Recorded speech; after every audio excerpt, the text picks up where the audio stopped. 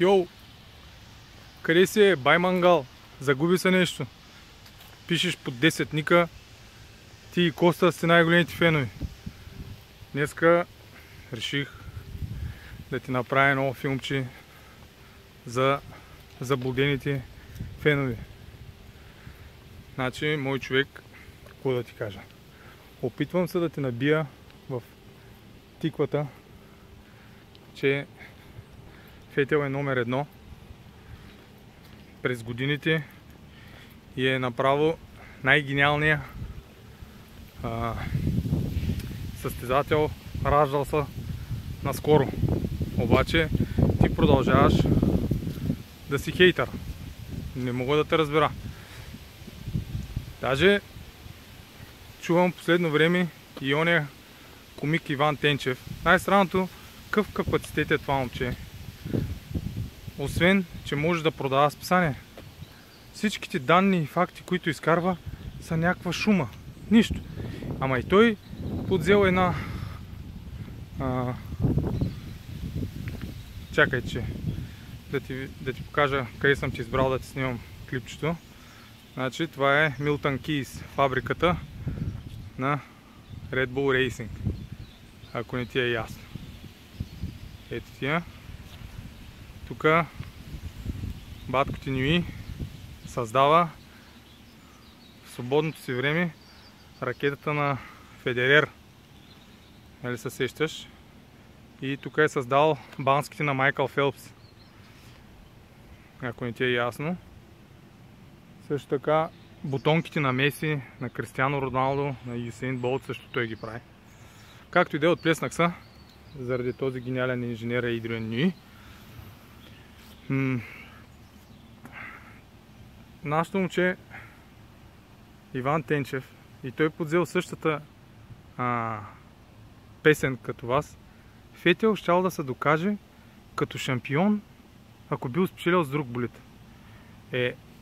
Не ви ли се струва много постно и много смешно, ама ви пък сте най-лесно манипулираната нацийка. Кой от последните 25 години и миналата година 6 световни шампиони е ставал с повече от един различен отбор?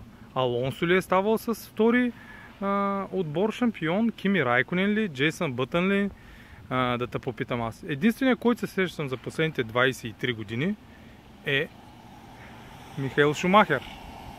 Значи, откъде на къде трябва да искаме от Фетел да се напусне отбора, с който става 4 пъти световен шампион, та да ходи да се доказва на Бай Мангал, на миризливия циганен, най-великият драйвер да се доказва. Не мога да разбера. Другото нещо. Бай Черняк погледа. Другото нещо, което искам да ти кажа. Кух, циганен. И това е... Фетел много е млад и има много къса история в други отбори. Затова е трудно да се докаже гениалността му. Но пак ще повторя. По години. 2006 година. Значи 2006 година Лапито се появява във Формула 1 и е най-бърз от всички действащи шампиони с кола, която изобщо никога не е ставала шампион. Това е 2006.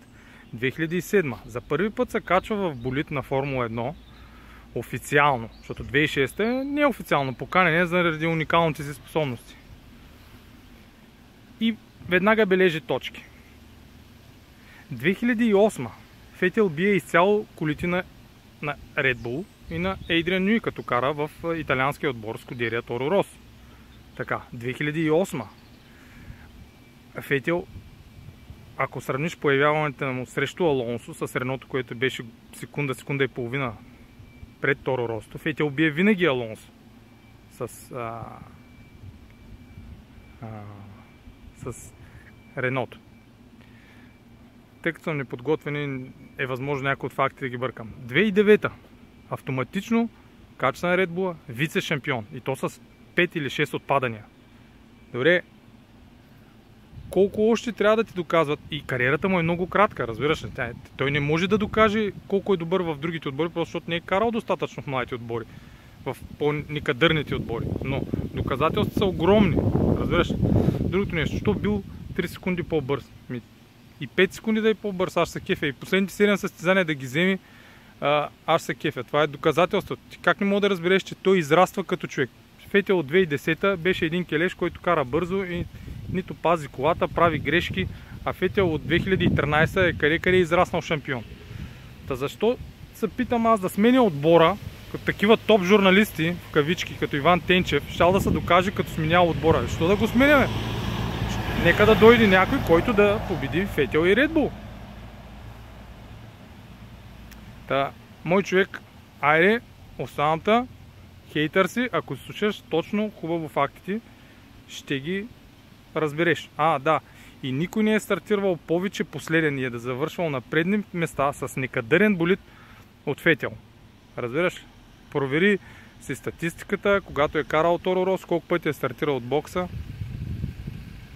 и ще стане ясно.